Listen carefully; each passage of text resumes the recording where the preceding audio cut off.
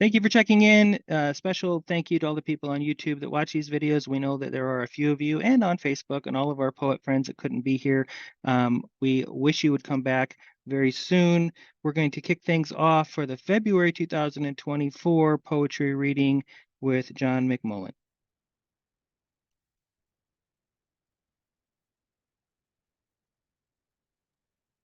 Okay. Marketing 101. When I was an officer of a major consulting firm and later the owner of a firm with clients on both the U.S. coast and in between Mexico, I was pretty good at marketing. I never intended to make a land off return when I became a poet.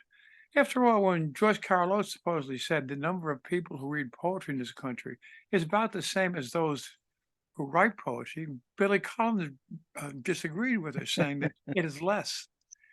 Having accepted all that when I got into this game, I was still chagrined when I received my 2020 through 1099 from Amazon, where I have 11 paperback books and numerous ebooks. And it showed that my proceeds for the year were $106.61. This is ridiculous. I better get back in the marketing business. So prepare for shameless self-promotion and coffee with champagne requests when I go online. And if you go to Amazon, the name is spelled JOHN space FAC space MCMULLEN. And I've put into the chat the optional buy me a cup of coffee deal. I have one more short ones. Poets speak up. We write of sunrises and small dogs and children playing and people are dying in the Ukraine. We write of glorious sex and gorgeous sunsets and laughter, and children are being bombed in Gaza. We can write of the beautiful things, but we should also be writing of the horror in the world. Maybe, just maybe, we can help to change it. A thought as I wake up on this beautiful snowy day, something to think about. Thank you for putting up with me. Thank you, John. Yeah, we all know about trying to sell books. It can be a very difficult endeavor for sure. Lynette Esposito, please.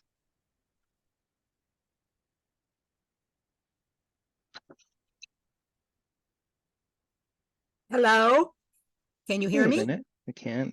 It's Lynette Esposito from Mount Laurel, New Jersey. We have great sunshine today, although it's unusual for New Jersey. Puts me in a better mood. Glenn said something about February being a love month, so I did a couple little poems. One is called Van Gogh's Night. Before he loved the stars, he loved the paint, the brush, the canvas. He loved the ear he sacrificed. He probably loved a woman. We cannot go back in time and see what drove him. But if love is a key to everything, why did he love the night? And this other one is, I'm not very good at housekeeping because I'm creative and a poet and I don't have to be. I guess that's my excuse. This is just a little short one. Dust to dust, the Bible says. You return each day and fill my house with love that dusts my heart when I talk to you as I clean. And that's it. Thank you very, very much. Okay, so I do have one on that Van Gogh theme. Let me share my screen so you can see what I see. I'll read this one real quick, and then we'll move on to Dennis Malsby. It's a haiku in Amsterdam, and I was challenging myself to write a poem about a haiku, which, is kind of this thing. But between the boathouse and Anne Frank's, I read a favorite haiku over and again until the words have no meaning. I listen to the sounds. I hear the poem as though told by strangers. And when I stop to think about it through, the haiku about birds riding southern autumn winds is like sipping a dry, familiar wine over and again, its insistent finish lingering on the palate. The way bells resonate long after they are struck by the hammers of monks. In the Van Gogh Museum, I whisper the haiku to the starry night, and the stars become birds pressed into swirling winds, and I become the face of the north wind, glowing with puckered lips. When I whisper to sunflowers, its seeds become blown birds slowly exploding into a paper sky, a smearing yellow-orange blur suspended in the creamy air, possessing some intangible meaning greater than the words themselves. And long after I leave Amsterdam, the haiku will remain on the wind. It will be twirled by working windmills. It will be the unseen passenger on trains, passing through blooming tulip fields. It will be remembered by the red light district whore I bedded. It will undulate forever with her pale body. It will be eaten by cafe diners and scrolled on bathroom walls by mindless travelers who believe they thought of it first. And when I return some day to Amsterdam, I will draw it from the river. I will roll it around in my chops. I will chew on it like a perfect fig, eaten over and again until it is consecrated on my tongue, until it transfigures, forever dissolving like a wafer in my mouth, something placed there by a poet priest, a man immortalized by a haiku. And that I've read that piece before, and I'm always tempted to read it again because there's so much about that whole reading it again part that's embedded in the poem that I kind of think is cool. All right, Dennis. This is Dennis Malsby from Ames, Iowa, to most of you known as the flyover zone. But we do have one thing you will highly regard us for, is John Wayne was born in this state. So those of you who are his fans will appreciate that, I'm sure. I'm going to try a share screen.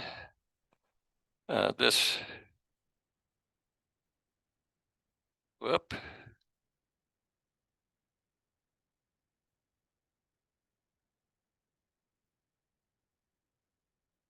I'm getting all kinds of funny stuff on my computer.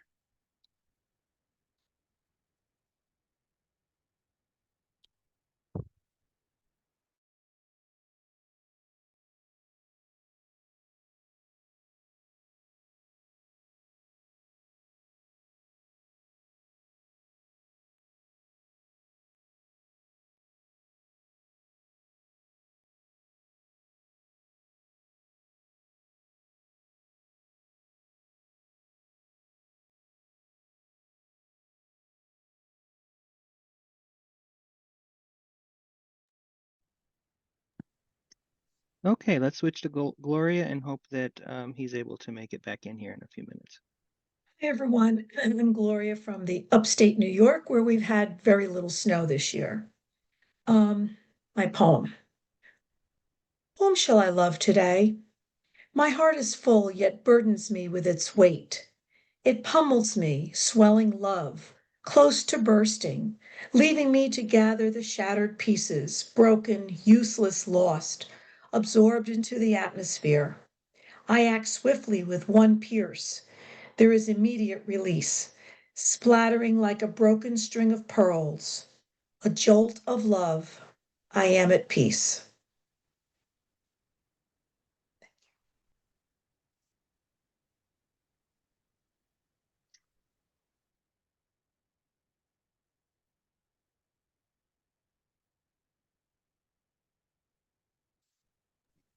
Excellent. And did you have another one, Gloria? I don't, but could I share something that is somebody else's just Yeah. because I love what it says, if you don't mind? If you have There, permission, yeah. thank you. There's a song that I like, but anyway, and it was written by Jeff Stevens, Luke Bryan, and Shane McAnally. It's called Kiss Tomorrow Goodbye, but there's a lyric in there that I just adore. And it says, love me like you loved me when you loved me and you didn't have to try. And I just think that's a really powerful lyric. And Yeah, I that's wanted to great. share it. I absolutely love that notion. You're driving down the road and you're listening to a song. And I think as poets, sometimes we have these moments where the song that we've heard, I mean, at least I'm just speaking for myself here, but I have these songs that I hear that I've known my whole life, and I never really stopped to like really look at the line, right? And some of them are just great, you know. I mean, just fantastic. They really bloom when you put on your poet hat and look at the lyric. So thanks, Gloria.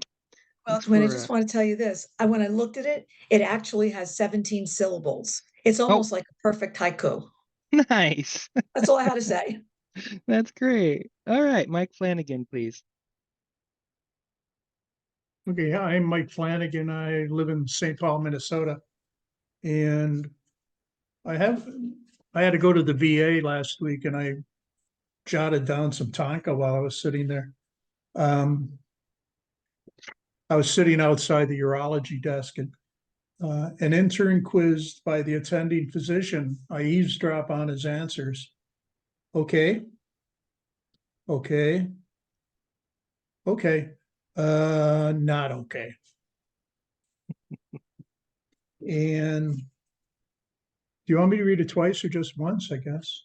Yeah, when they're real small like that, I think people do enjoy Okay. hearing them twice. Okay. An intern quizzed by an attending physician. I eavesdrop on his answers. Okay, okay, okay, not okay.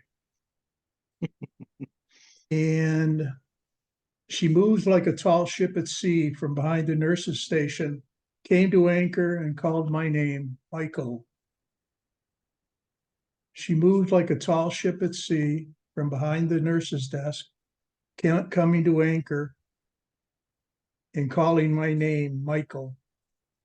Very nice. Thank you for Actually, I changed that right in the middle. that. You're allowed. Thank you. It's yours. Thank you so much for that, Thank Mike. you. You know, we were just talking, just something hit me in between. I try to stay focused, but my brain keeps working sometimes. You know, anybody like The Big Bang Theory, that show that comes on? I just love that show. And Sheldon's mother is this real religious woman who's intolerant of people who aren't really, and she has this line in one of the episodes that was so funny because she's talking about this girl and how tall she was, you know, and she says that girl is so tall. I mean, she could hunt geese with a rake. That's what I'm saying. Something like that. And you know, some of the writers on these shows, they put these visions in our head, you know, and I just thought to myself, that's got to be out there somewhere. I mean, other people probably heard that, but good on great case with a rake. That's great. I'm just feeling silly today. Peter Uremko. Peter, let's move on. Thank you.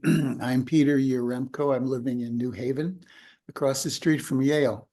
I've got two poems that I wrote after my wife died. Both of them were published in small magazines. The first one is called Overcooked Chicken. Sorry, darling, I overcooked the chicken again. You wouldn't say anything, but your eyes betrayed disappointment. We sit each evening to eat in spousal silence, punctuated only by the 6:45 from St. Croix flying overhead. I'm at it now without you, awaiting the consolation of the 6:45. The chicken's overcooked again. And the second one is called For a Time. I was loved for a time, more than you can say, who labor through bodies, minds, not knowing, never known, until finally you bore yourself. For a time, that was good enough. Thank you. Thank you. Just really, truly beautiful. You know, there's something about pardon the expression, sorry for your loss. There's something about death poems that when they key in on just the everyday life moments, like overcooking the chicken, there's this intimacy between two people that it's just these quiet moments that are the most meaningful, maybe. And there's something about that poem, Peter, that really, really hit me. It just felt so real and poignant. So thank you for sharing such a delicate thing, because that's very special. Thank you. Edward Ahern. Okay, I'll try and share my screen here. There's a backstory to the first poem. Some guy named Glenn published my first chapbook called Dirty Handed Graspings, and I liked the name. And then I thought of a poem that might fit it, and I thought, well, that might be confusing. And then I thought, screw it, I'm going to write it anyway and title it Dirty Handed Graspings. So here it is. Dirty Handed Graspings. Almost everything pristine is tainted by the misuse of those who fondle it. The delicate crystal and sterling of things and acts we revere, smudged by the imperfect grasping of hands dirtied in misadventure. Yet better to clasp that good with self-inflicted smears than abandon it unblemished and settle for plastic. And the second one has no backstory. Oh, I'm sorry, I'm Ed Ahern. I'm from Fairfield, Connecticut. It's called Shadow Play. True Emotion. I don't know how well it's written, but True Emotion. Shadow Play. It was the shadow of a ghost, wisping past the edge of my eye, a faintly recalled image of one I knew to be dead, glimpsed as was decades ago, barely sensed and gone before the aching feeling resurfaced of what could have been had I been what I could have.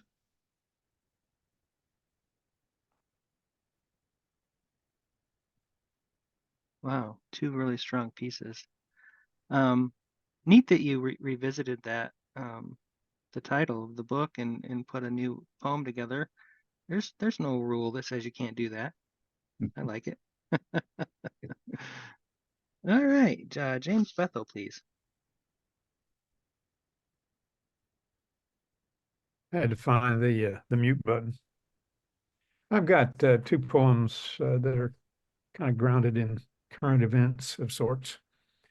One of them is about Navalny.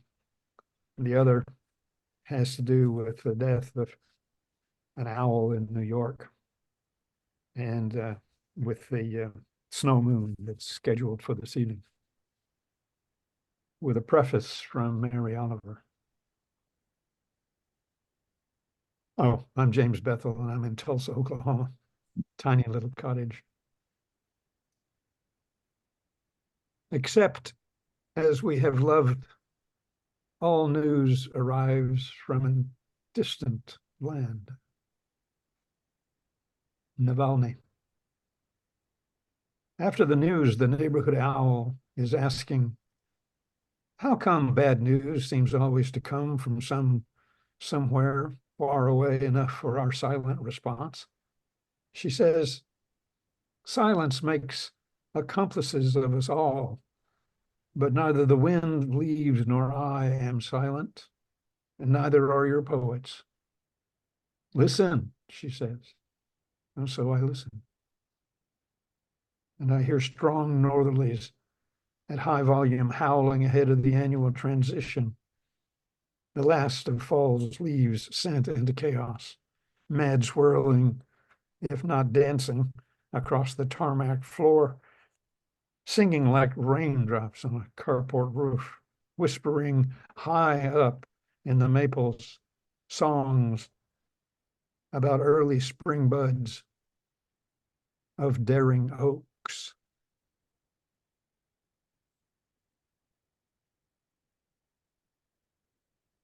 And there were song lyrics that was mentioned a moment ago, and earlier this week, as I was reading about the full moon coming up tonight, I had a memory of the moon is a harsh witness. I'm sorry, mistress. There we go. The moon is a harsh mistress. It's a song by Jimmy Webb, if you don't remember it. It's a very lovely piece, and the lyric is astounding. This is entitled Like Daughter, Like Son, Like Silence, with daughter spelled Dottir. Like an unplayed, I'm having stumble problems here.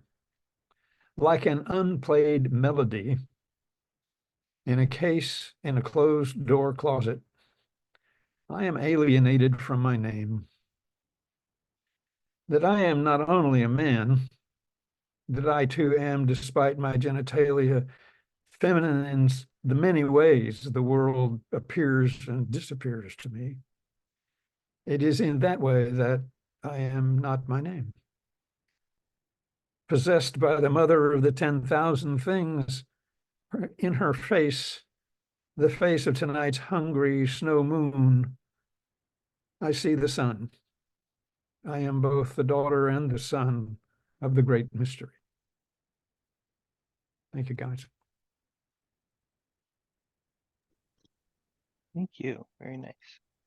I have a quick one to read, and then we're going to switch over to welcome Dennis Malsby back. So, unbeknownst to the people who are watching this video, we're talking about the town that I lived in earlier, and the weather and the like. We got a bunch of snow dumped on us, and I live on a mountain on a cliff side, and you look over and you can look all the way down in the Pennsylvania Valley here in the beautiful Allegheny Mountains, and there's all these rooftops of the people who live down there. And so sometimes when I wake up in the wee morning and I pour myself a cup of coffee, I look out my window, I see these rooftops, and they're sparkling, and it looks like a little cottage, like a Christmas cottage, the little Christmas village down there. You know, the ones that you see when you buy them at the the Hobby Lobby or whatever. They all the little. It just looks surreal, like it couldn't possibly be, and I get to enjoy that strangeness. And I wrote this little piece here called "Slumber in the Valley" one morning over coffee.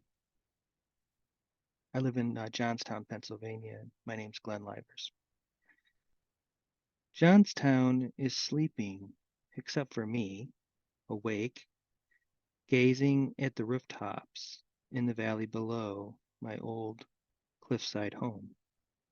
And if I squint my eyes just a little, blurring the wintry spectacle, now a Christmas village, I delight in imagining all the sleepy-eyed school children waking to my January vision, another downy morning, a gift without words.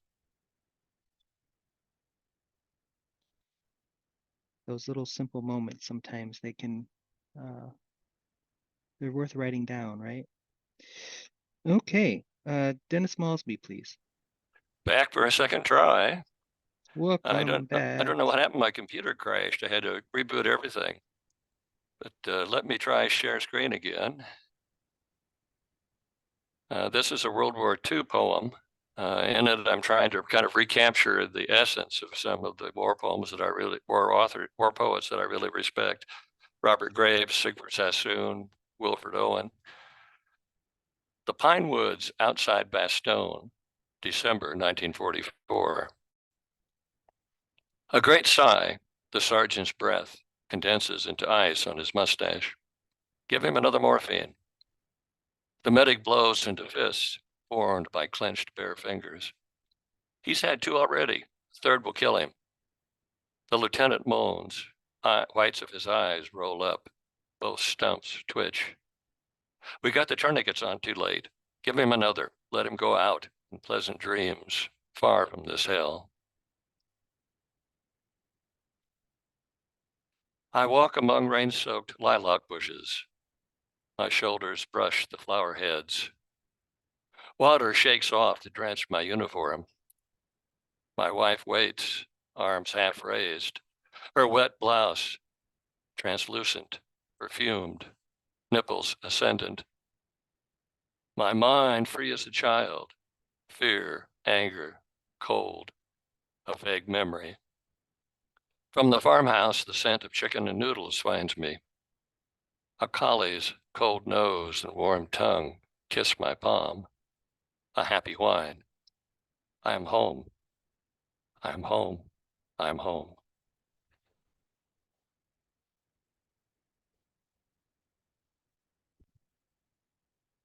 And that's the only one I've got today.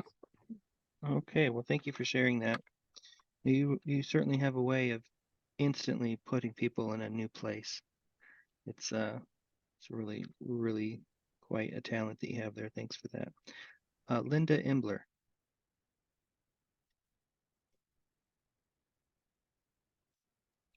Hi, everybody. I'm Linda Imbler, and I'm from Wichita, Kansas. And I have two poems to read today. A little background. When I was a child, when I was about 9 or 10, I started writing poetry, and everything had to rhyme, and it was always about nature. And then as I moved into my teens, as you were talking earlier, I discovered lyrics, song lyrics. And that kind of freed me up. And then when I discovered free verse, that made it even more wonderful. But every year I write a love poem for my husband, and I try and work on rhyme when I do that. Not every single one, but anyway, so I have two here that have rhyme in them. So be kind if they sound kind of weird, but I'm working on it. This first one is called Amethyst. Familiar smell upon her wrist, the fruity scent of amethyst, the taste of breeze upon her tongue, like freshest air just now unsprung. The sound of urgent gasping breath, his body finds her willing depth. The touch of soft silk and velvet, once again, both of them felt it. The sight of lovers interlaced, between no atoms interspaced. Thank you. That's the first one. This one's called Wichita Wedding Words. Come live with me beside the shore. We'll find all ways to shape our thrills. We'll search to find the reasons for pure limitless love through self-will. And be my love forevermore, from dusk to dawn and then until the winter wheat is neatly stored, acts of love in our own playbill. And we will keep closed the front door that love finds its way into fill. Keep closed, not closed. So let me start over. And we will keep close the front door that love finds its way into fill, us wholly to our own heart's core, for privacy's wish we fulfill. All the pleasures prove what we swore to each other in promise we'll keep the tracks of love on encore. By in fair death, love shall last still. Thank you. A little stumbly there. Thanks. Oh, that's totally fine. Thank you for that. You know, the second poem that you read, when I hear these well-constructed poems that rhyme, I don't know, I sort of import all of these earlier days of poetry with me, right? The great, Robert Frost and all these people Mhm. that it just brings all that in. Yeah. And that second piece, you started it, I'm paraphrasing, but it's just like, come with me to this place, right? And you're beckoning the reader to just come along with you. It's a very powerful way to begin a poem that rhymes, because it imports so much nostalgia, and we know so many poems like that. Yeah. Speaking on this issue, in March, the next month's poetry reading, I'm going to send a note out to everybody. I may as well just drop it right here while I have everyone's attention. 2 poems, and then one that's in the public domain if you want to. So you can go grab any old poem that's beloved, that's not under copyright anymore, and we all have them, right? Go grab one and bring it and share one of your, like, something that's maybe special to you that other people may not have stumbled across, that's out there. Uh, that's just a thought. Okay. Thank you, Linda. Thank you, everybody. Bob Moreland. Well, good afternoon. I'm Bob Moreland from our little house on the prairie in Pleasant Prairie, Wisconsin. It seems that the flyover states are very well represented today. And as a 20-year Bostonian, the only time I came to Chicago was to change planes. And God had other ideas, and now I live here. So I'm going to read one my wife wanted me to read. This is called Cliche. Opposites attract, they say, along with all the other hackneyed cliches sprinkling the language, overused, shunned by real writers whose august credentials from ivory-colored halls make me wonder if MFA is an expletive instead. You and I are so alike that an X and Y separate the subtle differences. Stubborn playground sense of justice, veracity for the word, devouring novels and short stories with alacrity. The spots got worse. Holes in the page, one eye compensating for the other, holding them up, blind leading the blind. I am so afraid that I will fail you in the coming darkness. I would give you my sight to spare you this pain, because our love is deeper, unspoken. I liked you first, friend before lover. I see your anxious worry and angry words spoken from one self-sufficient, so independent. I pray that God and the doctors can fix this. We can watch the sunsets, counting the days, one at a time. No promises for eternity, just your warmth as I hold you now. Okay. And it's February. So there's always the February poem. I may have read this before, but it's appropriate. This is called And in the Spirit of Love, Amnesia.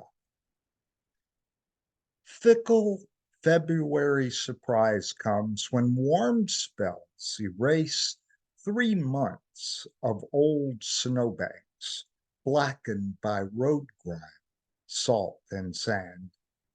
Puddles erase the bitter hand of winter's grief. The greening brown patches of grass show through, and for the first time in weeks, there's hope. Barely 2 weeks ago, frigid gales howled against the small cottage, rattling glass panes. The wind chill, 20 below, flurries flew, darkened clouds obscuring the crescent moon. The winter, witch of winter, stole away all goodwill. Yet, when it was almost too much to bear, balmy days came. First time above freezing. Morning doves coo on the feeder, grateful. A pair of blue jays extol life's goodness. Bright sunshine banishes gloomy moods. Crocuses lift their heads. That mile-long ice floe melts into the bluest Great Lake. Sand reappears. For the briefest moment, heartbreaks vanish, love is new, and anything is possible. Thank you. Very nice. Thanks for sharing that, Bob. Okay, let's go with Carol Lee Safriodi Hughes. You have to unmute yourself.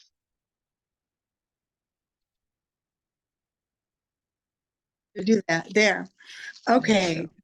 I'm Kara Lee. I'm from the North Woods of Wisconsin. So yes, the flyover zones are represented. We've had a mild winter. I haven't missed the snow too much. If love poems today, then this is for my father. It's called Meadow Memories. My father was an engineer, the kind who made the trains bend in the curve of the rails. He started when there were streaming nostrils, breathing heat and flame, and he was called the fireman. He heaved coal, a ton or more a day, my mother said. I was only maybe 3. I remember him staggering up the walk one summer evening after his last run. He smelled of things I didn't know then, soot and grease and sweat. Not strange to me, they were him. I remember his face, white as clouds swimming overhead. He collapsed on the grass, couldn't make it up to the door. We were waiting for him. I remember a blanket, a towel, a thermos of lemonade my mother had waiting for him. When I was a little older, my mother took us to the station. It was his Saturday freight run. He waved from the engine, diesel now, and I counted the cars as they passed with familiar names to me. I knew them all by heart. Blue and white, Baltimore and Ohio, golden, Canada Pacific, black and yellow, Erie, gray and maroon, Lackawanna. And the train slowed to a stop, the last car nearing, rusty red. A man waved us to come near. My mother and I climbed straight up the stairs and we rode in the caboose. The caboose man let me hear my father's voice over the staticky radio. How's my little sunshine back there? I nodded and didn't speak as if he could see me there. We sat on rough metal seats and there was a crate and a deck of cards. When we stopped, we waited for my father to walk the whole line back to meet us. He swung me down and we walked home. I stand now, reach out my hand, wave at the lonely caboose in the meadow. How did it get here? I can feel the thrumming of the wheels, the trembling of the ground as each car would pass. Hear the whistle lowing in the wind that carries me back when I rode the caboose and my dad was king of the rails. Meadow Memories. Thank you. Thank you. That was wonderful. Mary Gunn, please.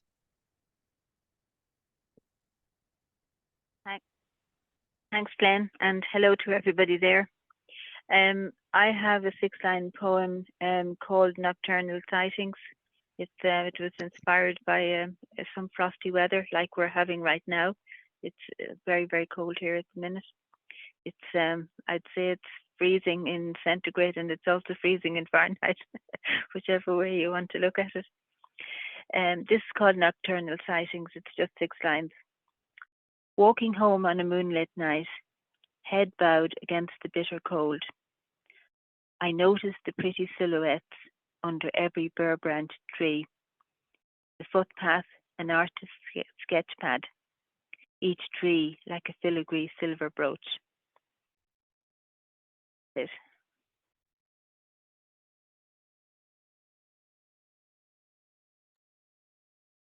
Very nice. Thank you for that. I've only got the one. Okay, no problem.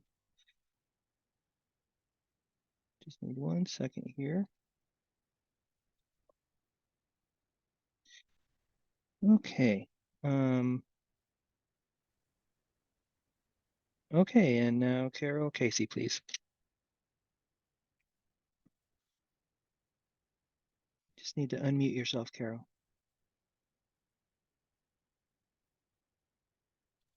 Sorry about that. Completely forgot. Yeah, I haven't been here for a while, and I last time I read from my new book, What Could Happen: Family and Other Raptures of Imperfection. I'm going to do it again because I'm finding marketing an incredible challenge.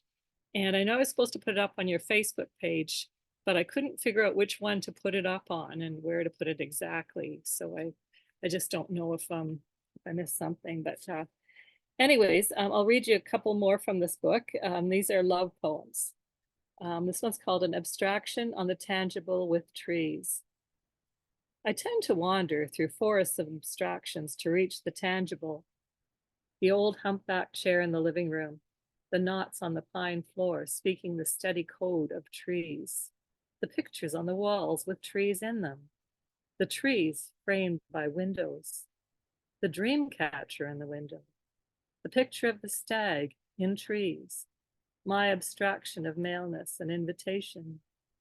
Then you came to plant trees, catch my dreams, sit in the chair, and slowly make the abstract tangible, as if you had emerged tangible from some abstraction of mine. But that would only be the part that was not you. The best part is you.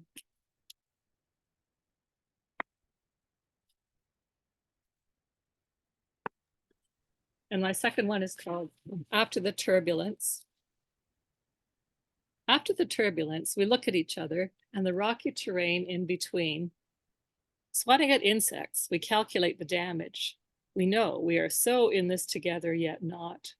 We are so in this apart, yet not. With shrugs, we signal our agreement of misunderstanding and to never stop trying. Finding a solid bridge takes a lifetime or more. Grinning, you pull an elephant from your shirt pocket. We watch it lumber away. I respond with a squid squirting purple ink. We dissolve in indigo, and the we that is larger than you and I blurs, then regains focus and form. You say, how come I got the elephant? Thank you. Thank you for that. All right. Well, that wraps up. I think everybody read. If you didn't, speak up now or forever hold your pieces. We'll see you guys back here in March. Thanks to everybody for tuning in. I will be posting this to our Facebook page. It'll say thank you to all the February poets, and there'll be a copy of this video. If you have any books or things that you want to plug or post, you can put it in the thread there and we'll go back. And we'll see you guys in March when we'll have 2 poems and possibly an old piece that's in the public domain for those who want to do that. So go find a writer who was lost to the thralls of history that people don't remember and resurrect their voice by finding some piece or a family favorite or something. I'll leave that to you. Thank you, everybody. Glenn, everybody stay well. Thank you. Take care. Peace be with you all. We'll see you soon. Be Bye-bye. safe. Be safe, be well. Happy spring. Happy spring. Thank you, everyone. Thank you.